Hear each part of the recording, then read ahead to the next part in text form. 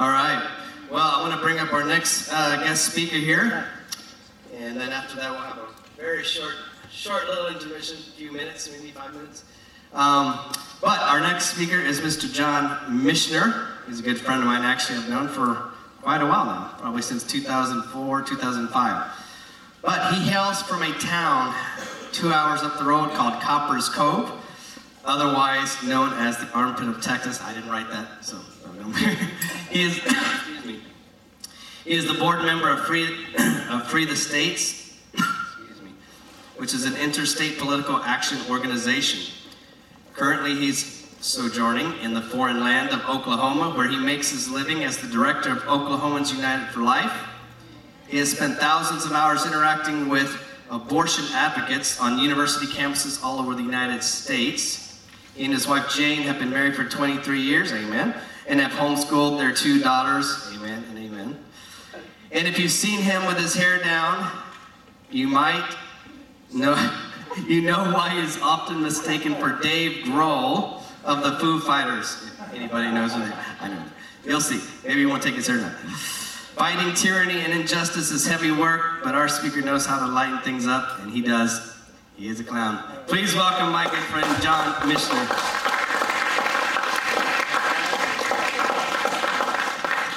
Thank you, Brother Daryl. Welcome. Howdy, friends and neighbors. I'm going to get this out of the way because it'll just get in the way. I'm a little animated. So, let me give you the lay of the land. First of all, thank you guys for moving back. I could just see you like getting major cricks in your neck. You're going to wake up in the morning stuck like this, so that's good. Daryl has asked me to just do a primer for you, knowing that this is the first night of a conference and we have a mixed audience here. Just a little bit about what does it mean to have an abolitionist mindset, and how is that different than what we have been doing in the pro-life movement for the last 46 years. So that's ultimately my objective tonight. But to get there, I need to back up and cover some other material so that you'll understand the conclusion and we'll all be on the same page together. Also, tomorrow night, we will be talking more about the specific application of the principles we're covering tonight. So you're learning about abolition tonight, the doctrine of the lesser magistrate tonight, and then tomorrow evening, please come back as we talk about specific people and places and activities that we all have to be involved in as God's army, because he uses the church to get things done. If we just have an intellectual understanding of these principles, still nothing happens, because as the brother of Yeshua said, faith without works is dead. So that's where we're going. Then on Sunday night, we're going to move into personal evangelism, grassroots activism, and we're going to be doing some training on how you can learn to talk with confidence and clarity and grace about abortion and your faith one-on-one with people, and that's what it'll look like Sunday night. So let me get back to the task on hand and lay some of the groundwork. Now, I also knew that there would be a lot of people here for the first time at an event like this, and some young people. And so I want to take some time first to ask you, who have never done so before, to face abortion with us for a few seconds. And again, jumping ahead to Sunday night, if you want to learn more about this, come Sunday night, where we will actually show some more graphic, in-depth videos of exactly what abortion does, if your parents will allow you to come and see that. But for tonight, I'm only going to show very quickly 3 photographs. And if you don't want to look at those, I'll give you a warning before they come up and you can look down. But I would like to say that it is very important for us to face abortion for these reasons. There are those who say, oh, we should never show pictures. We don't want people to look at it. That's going to trigger people. It might make them uncomfortable or feel guilty or whatever. Well, that's kind of the point. You don't know you need a Savior till you feel in your spirit you need a Savior. And we have to be confronted with the mirror. So facing abortion is not to judge, right? God is the judge. We don't judge people. It's only to show what abortion is in a way that words can never explain, to trigger repentance. It's healing, to sort of readjust people's moral compass so they can see the truth for themselves. We also know that if we freely ask people to face abortion, you never know who's in an audience, you never know who's on campus or on the street. You can save lives by asking people to face abortion. You will save moms and dads from perhaps decades of ongoing guilt. You would be amazed at how many people I meet month in and month out at a presentation like this who are still wrapped up in pain and guilt from having killed their children years in the past because their pastors will never talk about it at church. And when we come along and show them what they did, they can finally admit what they did and then actually receive God's forgiveness. Because he doesn't forgive until you humble yourself and ask for it. It doesn't just come. He doesn't force it on you. It emboldens us when we see these pictures to be salt and light, and it also provides us when we share them with the community to share the good news. So, yeah, I'll get to that. But point it out to me again in another 10 minutes so I don't forget, okay? I'm so glad I have a puppet master in the back. All right, now here's your warning. In a couple of seconds, I'm going to bring up the first picture. Here it is. This is what's left of a child, several children actually, the baby, the body parts at 10 weeks. That's in the first trimester. Now here's the second picture. That's just a little bit older, 11 weeks. You can see the very well-formed rib cage there. And then finally here is one at 24 weeks.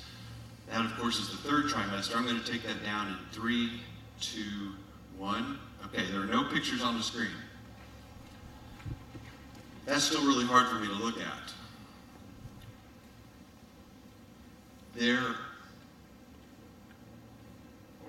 Before I forget, let me say this. How many of you believe that abortion is limited in many of the states to the second trimester and under? How many of you think there's a cutoff at 20 or 23 weeks or 24 weeks?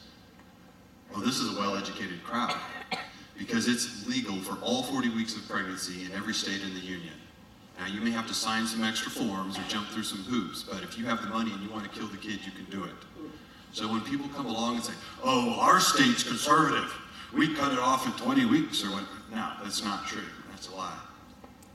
One young lady who saw pictures like this on her campus, she wrote into the ministry to put them up and said, you know, I believe that if I had seen abortion, I would not have gone through with my abortion. I was told that my baby was just a clump of cells at 12 weeks.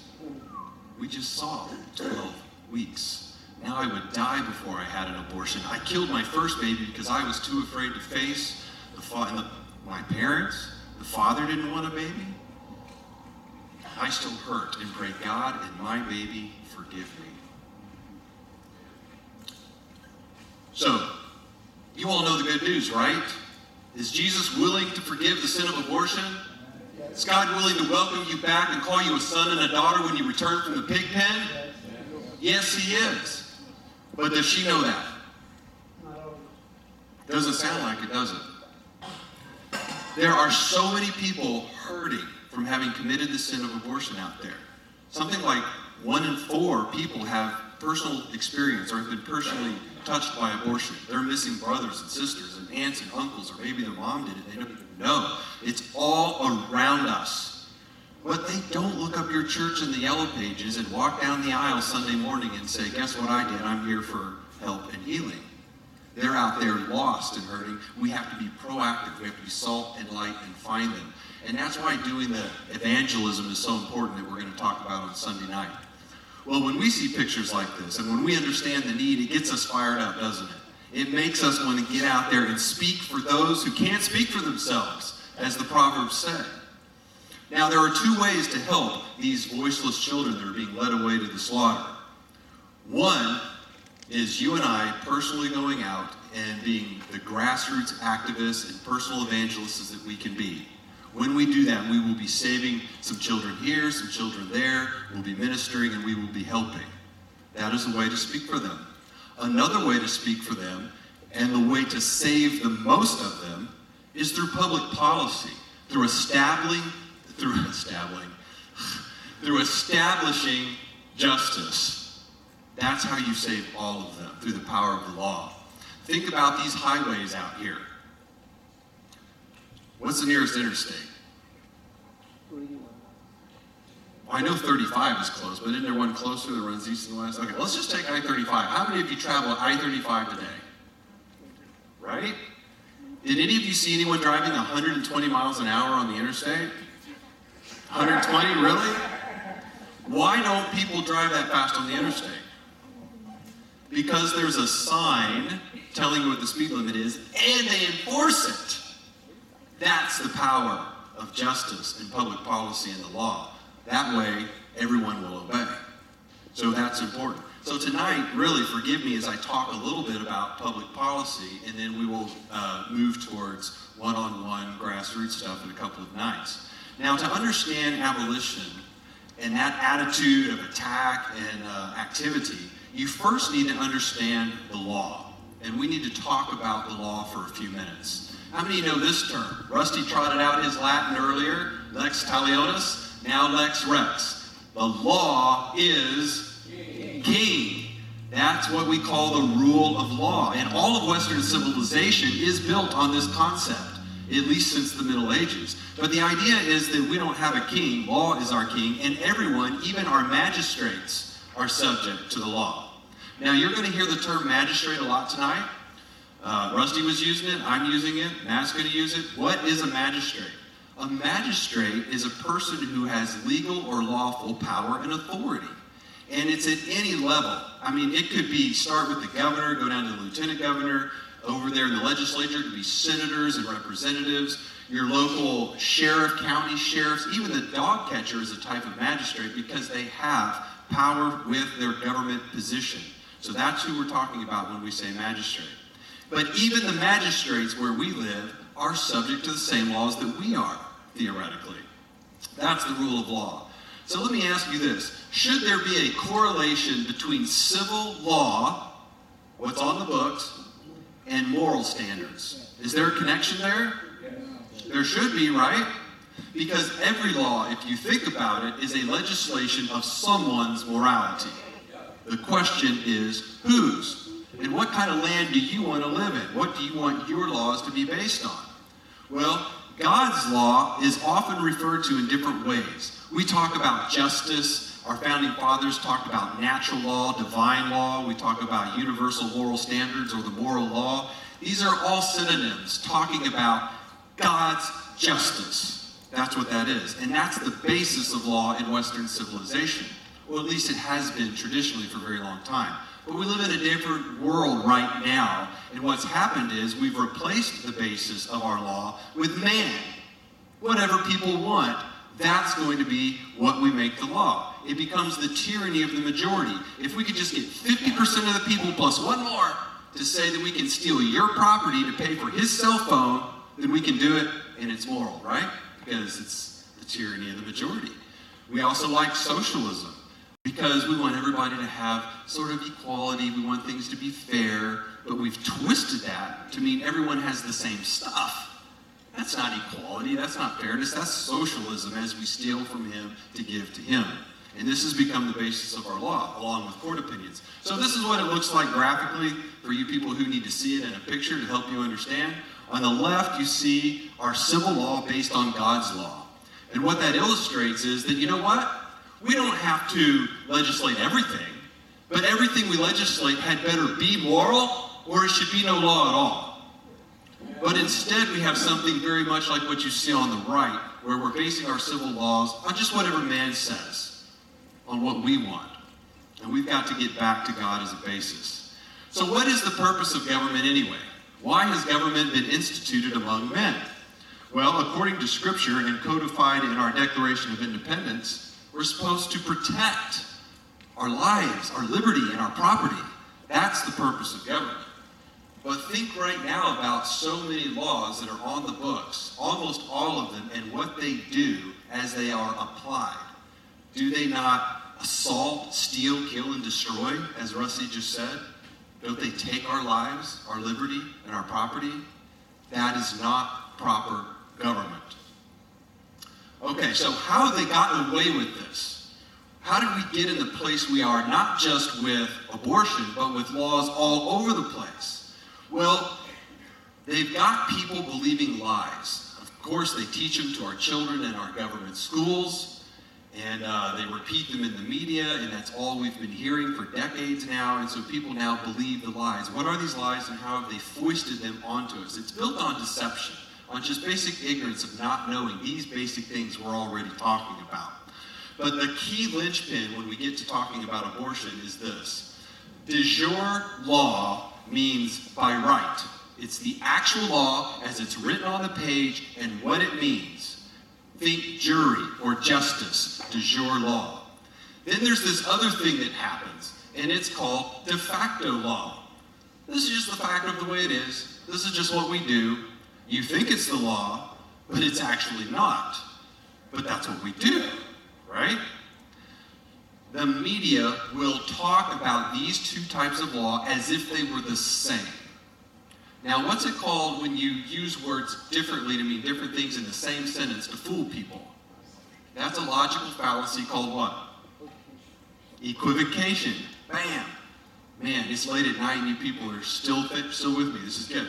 So let me give you an example of equivocation. This comes from the leader of our state senate in that other nation to be unnamed north of the Red River. He said this almost a week or two ago. So Senator Greg Treat is the pro tem. He is the pro-life pharaoh of our state senate. And this is what he said. He said, Roe and Casey are horrible decisions of the U.S. Supreme Court, but I respect the rule of law and the U.S. Constitution, and I look forward to the day that those grave injustices of the court are corrected. He said this in a press conference defending why he was going to do nothing. Now see the three words I underlined? The court decisions, the rule of law, the Constitution. Do you see how he uses them all to mean the same thing? That's equivocation, and that's exactly why they believe the lies that they believe and keep the ball rolling and trick the masses. So let's start cataloging some of these legal lies, because you need to start recognizing them as you hear them repeated by your friends and family members and connections on Facebook. You will be able to come back and ask questions to clarify and help teach them that they believe a lie. One of the lies is that the court opinions equal the law. Well, that's not true. The Constitution is what equals the law. We must first change the culture. Now, there are a lot of well-meaning churches and pastors and preachers that say this. We just gotta preach. We gotta do the street preaching. We gotta raise up our children right. We gotta have 15 of them so they outnumber the bad guys. And we're gonna change the culture. Okay, well, that's true. We can influence the culture that way. But we don't have to wait to change it, because the law is a great teacher. Remember, Paul said the law is a teacher? Just law changes the culture. You don't want people to speed? Put up a sign and enforce it. So we don't have to just make people believe that speeding is bad. We tell them it's bad, okay? Another legal lie. Officials must obey court opinions. Well, the truth is they need to obey God and our constitutions. That's what they've sworn to uphold. We can only regulate abortion because that's what Roe v. Wade said. Well, abolishing abortion is the only moral and legal option you're going to see by the time we're done this evening. And then the big lie in this section is that abortion is constitutional. You hear this repeated all the time. There will never be a news story on major media about abortion that doesn't somewhere in that story say, oh, and by the way, abortion is it's constitutional. They will always say that, sometimes 3 times in the story, just to make sure you're still believing it. But the truth is that abortion is unconstitutional, and we need to challenge that lie each and every time we hear it. And before you leave, hopefully tonight, but surely by the 3rd day, you'll be able to rattle off in less than 20 seconds exactly why abortion is unconstitutional. All right, now here's the biggest lie, and I'm not even done. But this is the climax of the lies, right? This is the biggest one that has bamboozled us all on the right for so long. We have to elect a pro-life president who will appoint pro-life judges who will reverse Roe v. Wade. This has been the strategy that the pro-life movement has followed for over 4 decades. Number one, it's false. It's a lie. I'm going to show that to you in a moment. But secondly, it's not even practically true. Let me take you on a 20-year history tour as I show you a few slides from Bradley Pierce, a Texas attorney, showing you that this is not practically true. Now, this is the Supreme Court in 1972. The red are Republican, the blue are Democrat.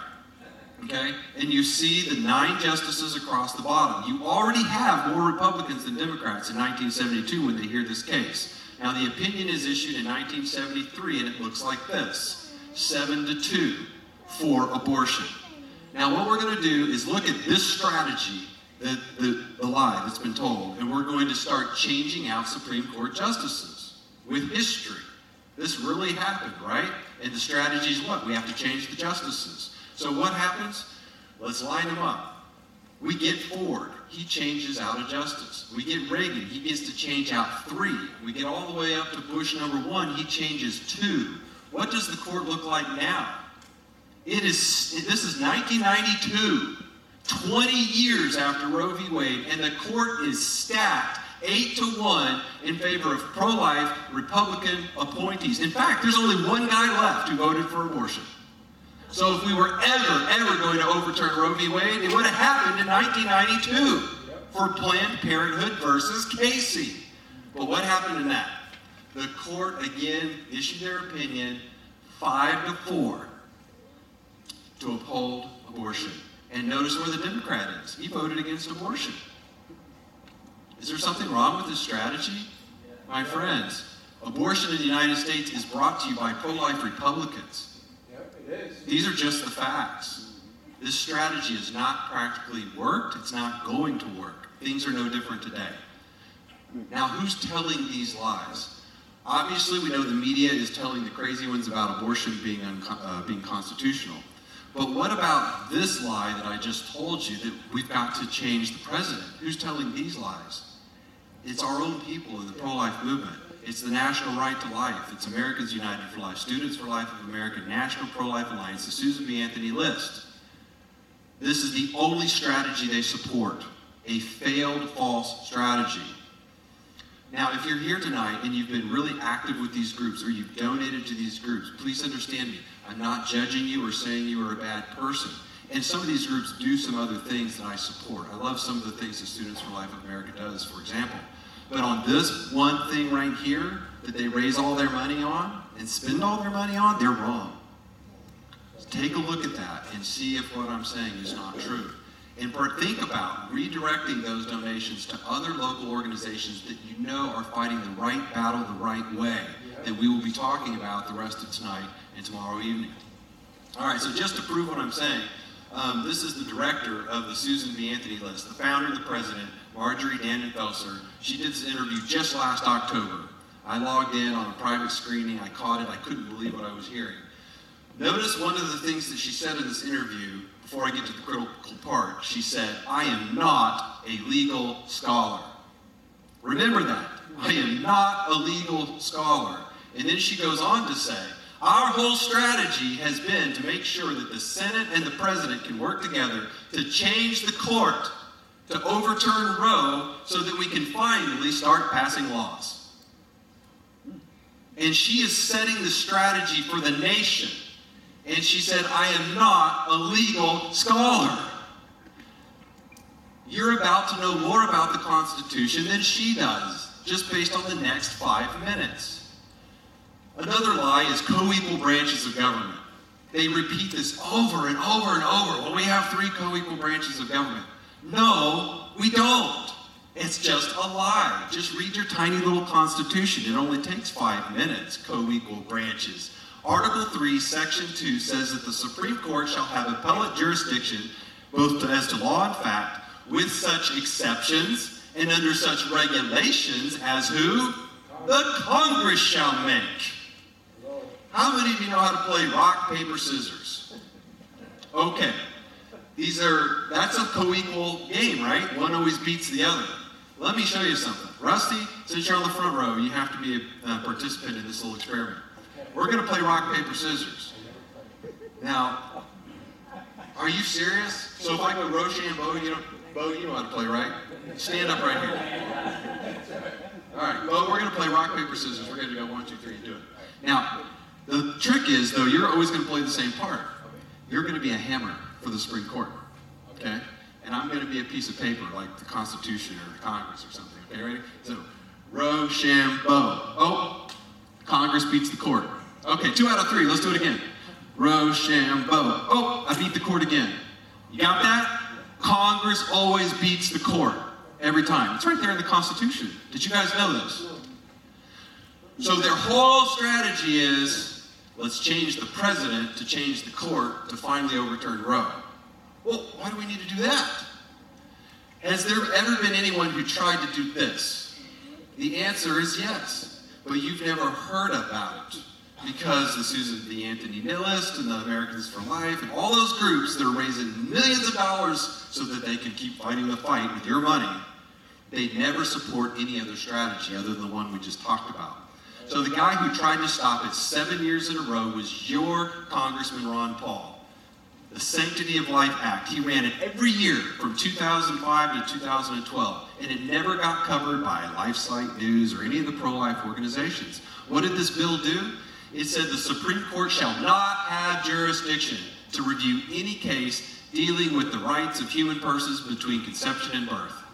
And he went beyond that. He also said you can't review anything that has to do with funding of them or giving public funds, facility, or personnel to the use of abortion. He was going to completely take it out of there. And the bill never got a hearing. That was Ron Paul. Now his son is still in Congress, and just last summer he said this: the dirty little secret is that Republican leadership is blocking my amendment to defund Planned Parenthood. Now the public will know that many Republicans just pay lip service. Remember that, lip service to pro-life issues. They really just want to keep spending money instead of saving lives. So I just share this with you so that you understand that practically, if the Congress wanted to, they could throw it back to the states tomorrow, but they don't want to. Now let's get back on the topic of whether the court was even within its jurisdiction. Now, every magistrate swears an oath as they take office, right? All your top executives, all your top legislators. Right here in Texas, your governor, lieutenant governor, everyone down there at the Capitol, this is the Texas oath of office. Here it is. I do solemnly swear. Who are you swearing to? Before God, right? I swear that I will faithfully execute the duties of the office, of whatever my office is for the state of Texas, and I will, to the best of my ability, preserve, protect, and defend the Constitution and the laws of the United States and this state, so help me God. Wow. That's their duty, and they swear it, and then they forget about it before they even take a breath afterwards. Now, we live in a really interesting kind of a nation. We live in a nation built as a constitutional republic. There are a hierarchy of laws under which we live. We sort of have stacked jurisdiction. You have city laws, you have county laws, we have state laws, and we have federal laws. And they all have their own proper place of jurisdiction. So let me just ask you, what is the highest law of all that trumps all the others that every magistrate must obey no matter who they are, when, where, what, where, why, and how? What's the highest law? Who did they swear to? So help me God, right? The highest law is God's law. And he says you shall not murder. Throw out your Catholic 10 Commandments. It's mistranslated. Commandment number 6, thou shalt not murder. Not kill, murder. Murder is killing an innocent human being. Sometimes we do need to kill. Some people need killing. But thou shalt not murder, God says. Okay, do you need any other law to stop it tomorrow? If you're the chief executive and you have men at arms under your command, do you need anything else to send them to stop the shedding of innocent blood? You absolutely do not. But we live in a land that was built on God's just law. And beyond swearing to God, they have a lot of other support in de jure real law. What's the next highest law in our land? Constitution, right? What does the Constitution say? Rusty alluded to it earlier. The 5th and 14th Amendments both say that you can't take life, liberty, or property without due process. 14th Amendment says we have equal protection of the laws. Every person should have equal protection of the law. What about the 10th Amendment? The powers not delegated to the United States nor prohibited by it to the states are reserved to the states and the people. Amen. In Article 1, Section 8 of the U.S. Constitution, we find everything that the states told the federal government they could do. 17 things. And they all deal with the money, the military, and the mail, and foreign agreements. But it all fits under that. It all fits under those 3 to 4 things. Nothing else was given to the federal government. Civil law was never given to the federal government. Criminal law, never given to the federal government. What that means is that down in Mississippi, if they want to take a rapist and hang him by the neck until dead, they can do it. That's their prerogative in civil law. And out in California, if they want to take a rapist and put him up in a nice quasi-jail for a couple of years and then let him off on good behavior, that's their right to do it because that's civil criminal law, never delegated to the United States federal government. That's why abortion was not the proper jurisdiction of the Supreme Court. They were out of line, out of place. It is not constitutional. So there you have it right there. Is abortion constitutional? No. No. It takes life without due process. It's not equal protection of the law, and it was never delegated to the federal government. See? Less than 20 seconds. You'll be able to do that. What's the next highest law? State Constitution. What does the Texas Constitution say in Article 119? No citizen of the state shall be deprived of life without due course of law. Over in Section 29 of that article, it says, this Bill of Rights, that's right there in your Constitution, is accepted out of the general powers of government and shall forever remain inviolate. And all laws contrary to this Constitution shall be void. Hello, Texas Constitution. Is abortion constitutional in Texas? No. Well, let's go on down and look at Texas statutes, shall we? I'm interested in how Texas defines homicide.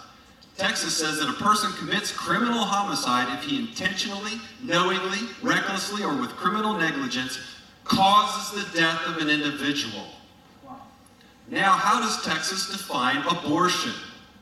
Abortion means the act of using a prescribed instrument, a drug, a medicine, or any other substance, device, or means with the intent to cause the death of an unborn child.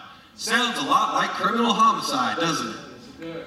Well, why can't we enforce these things? Well, we can't because there's a whole lot of other statutes in the Health and Safety Code. Hundreds of pages of statutes over numerous chapters that regulate abortion as health care, thereby legalizing murder by abortion in this state. This state, over the years, has built up piles of laws directed to licensed doctors, telling them specifically who, what, when, where, why, and how to kill a baby legally. Where did these statutes come from? They came from pro-life politicians because they felt like they had to obey the Supreme Court rather than God and uphold their oaths to uphold the Constitution. They bowed down and they started regulating abortion. That's how those laws got there. Now, tomorrow night, I'm going to talk about all the different legislation that is live in the Capitol right now, the ones that we need to oppose, the ones we need to support, and show you which ones are constitutional and which ones are moral and proper. That'll be tomorrow night. Now, over in the Family Code, we find this statute. A living human child born alive after an abortion or premature birth is entitled to rights, powers, and privileges as they are any other child. See the cutoff there? Only after they're born do they get rights and privileges. So right here in the Family Code, we have a statute that says, if you're not born alive, you don't have rights and privileges. Where have these kinds of statutes landed us? They have landed us in a place where we have a massive, thriving, healthy oak tree, an abortion oak tree planted and rooted deeply in the sins of this state and this nation. Abortion is thriving in our culture. It is well regulated. The places where people take their children to sacrifice them to Molech are beautiful, shining buildings with stainless steel and granite and marble, built to code, built to compliance with all of the state statutes that tell them how they must murder these children. This piece of artwork comes from Russell Hunter, who could be argued is the sort of founder of the modern day abolitionist movement. He is quite an artist. And if you can't see close up, let me zoom in on some of these branches. These branches are the different types of abortion that we have imagined and created and regulated that have become so healthy in our culture. So many ways to kill a child. What we have been doing by trying to comply with the Supreme Court is we've come along with hedge trimmers and we've tried to clip off branches here and there. Say, oh, you can't do abortion this way, you have to do it that way. And we just trim off a few leaves here. What happens when you prune a bush? it grows back healthier and stronger and prettier than it was before. And that's what we've been doing. They will even have the audacity to claim, who are this, the they? The pro-life leaders, the politicians, have the audacity to claim that abortion is actually going down because of all their wonderful regulations. That's just a flat-out lie. I saw the stats in Oklahoma for 2016-17, and abortion was zooming up past 10% in our state. I'm sure it's doing the same thing everywhere. Another thing that's happening is more and more people are doing abortion at home with their drugs, and it's not being tabulated. So while later term surgical abortions may be going down, just like pornography use at home, do you think it's going down or up? Okay? The more you consent in private at home, the easier it is to do, the more people do it, right? This is what's happening. We've got to put down these shears and go at it differently. So here's where I need to get to the meat and potatoes for you, those of you who have never thought through this with us before. We're going to put abolition on one side and that mindset and that activity and compare it to what pro-life politicians have been doing. Now let me be clear. I differentiate the average pro-life person and what I call pro-life politics and what pro-life politicians do. And I'll talk more about that tomorrow night as we get into why they kill bills of abolition, what's motivating them, what's going on behind closed doors. Well, abolition says we have to immediately stop this. You know, you don't gradually stop rape. You just stop it immediately. Whereas the pro-life politician wants it to be incremental. And even then, it's not really when you look at the details of the bills. Abolition says we're going to criminalize abortion. Pro-life politicians regulate abortion. Abolitionists say we're going to treat this like murder. We're going to call it what it is so that we'll treat it like what it is, which is sin. Whereas the pro-life politicians just treat it as medical care, which is something you can choose. Very different mindset. You know, your actions follow your mindset. What you believe determines how you will act. So because the politicians really believe these things, this is how they act. We have to say no exceptions. Amen. No, it doesn't rape, health of the mother. What is that? Oh, I just don't feel like it. I can't bear the burden for 40 weeks. Guys, that's the legal definition of health of the mother. When you start making exceptions, anything goes. So pro-life politicians say, oh, well, we have to have certain exceptions. But really what we have is any abortion for any reason, any time. When you look at the way the laws are written, it looks like it's only for exceptions. But everything's an exception when you make an exception. You have to change your mind about that. The goal of an abolitionist is to establish justice. Innocent blood has been shed. We have to make our peace with God for that. We can't just sweep that under the rug. Whereas pro-lifers say, well, we just want to reduce abortions. That's our goal. And we think we've done that with these regulations. But then again, when you look closely, yeah, not really. And an abolitionist says, we want to actually uphold the rule of law. The intent of the law and what they say. And what they've been doing makes a mockery of the Constitution, shreds the Constitution, and is just nothing like the rule of law. It's completely upside down. So again, think of it this way.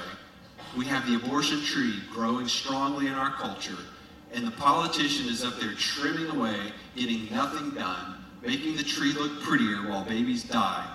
And the abolitionist says, chop it down. Get in action, chop it down. That'll take care of it. That's what we got to do. So in conclusion, I will leave you with this biblical story of one of the greatest abolitionists of all time, when Moses went up against Pharaoh, the pro-life politician.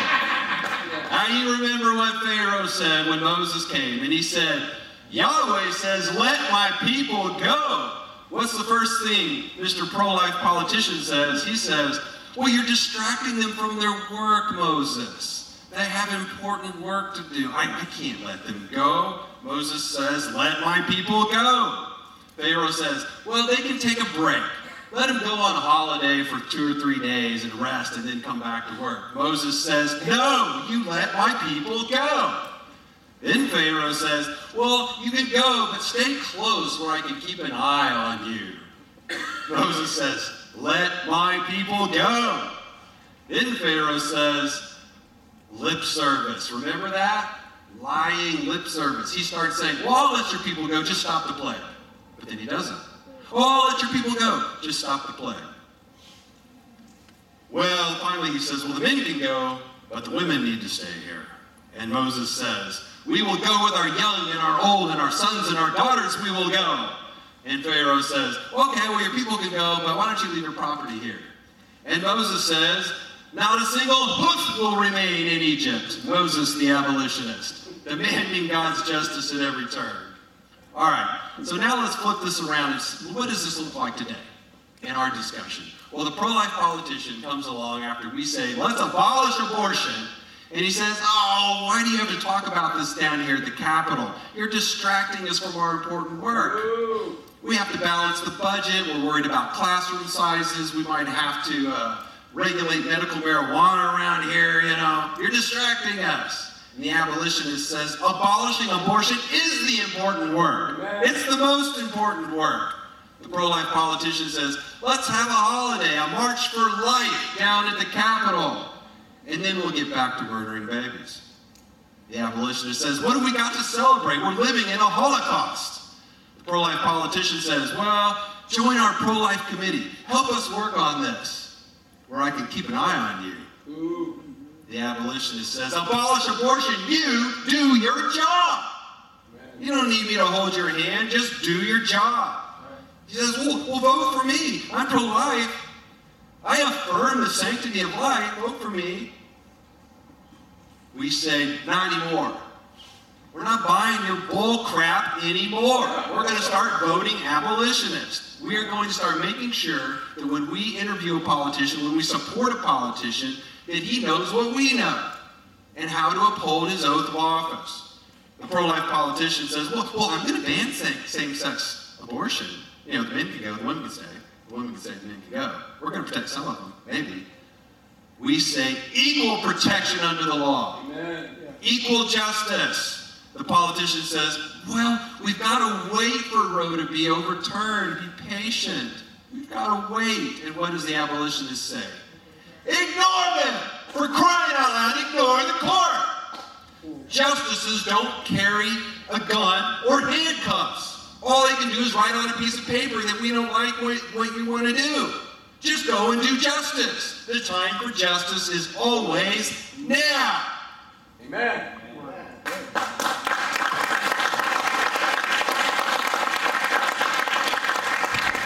All right. We're going to take a short break so that we can get Matt Troella ready to roll. Well, that was awesome. Let's give him another hand. So, before we take our very short break, thank you. He did have notes, but if in case you missed it, they're all in there. So everything you saw up there, I think, are in his notes, which are in this little folder here that I stayed up very late last night putting together. So put this on your shelf, put it in a frame, do something during that. No, I'm just kidding. No, but it's all in there. In case you're wondering, we have notes for some of the presentations tomorrow night and Sunday night. There's some other information as well. And I've also included a few things in your packet here. You'll notice some things we're going to be using to hand out over the weekend on Saturday and on Monday at the schools. So I'm going to be having some of these things available for us to hand out. And then I also included a few other things. There's an article on the ectopic pregnancy, what I think is very, very important. Pastor Callie might mention it in his presentation, but that's a great article written by a good friend of mine named Sarah Cleveland, who is, what's her title? I know she does sonograms and a stenographer. There we go. Thank you. So it's very well written. I think it's very good. There's a yellow sheet back here as well. That's for my ministry. I'm local here in San Antonio, so we'd love to connect with you if you're interested in getting involved and that kind of thing. Please fill that out and leave that for us here on the table. So that's that. We're going to take a very, very short break. And